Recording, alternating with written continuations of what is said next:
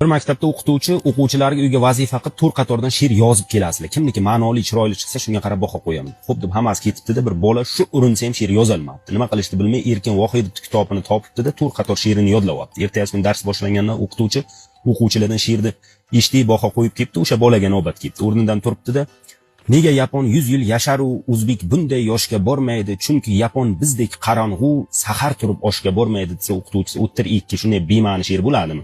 Ota ona vatan haqida chiroyli yozsang bo'lmaydimi? Ertaga boshqa yozib ketibdi-da. Ikki qo'yibdi. O'quvchi o'tirib tushunmay, shunda bu ikki ma'nikini Erkin Vohidovnikini tushunmabdi-da, aniqlik kiritish uchun ustoz bir savol bersa maylimi debdi. Becha savolingni desa, tilla tish og'izga yarashmasa tillada aytma, og'izdami debdi. O'qituvchisi og'izda debdi. Ha deb o'tiribdi. Nimaga bir savolni berding desa, yo o'zim debdi. Nimaga bu savolni berding? Ma'no nima desa, kecha uyga vazifada she'r yozib keldim, yozolmaganimda nima qilishni bilmay Erkin Vohidov she'rini yodlab keldim. Siz shundan hozir Erkin Vohidovga 2 qo'ydingizmi, menga 2 qo'ydingizmi? Shuni aniqlab oldim deymish.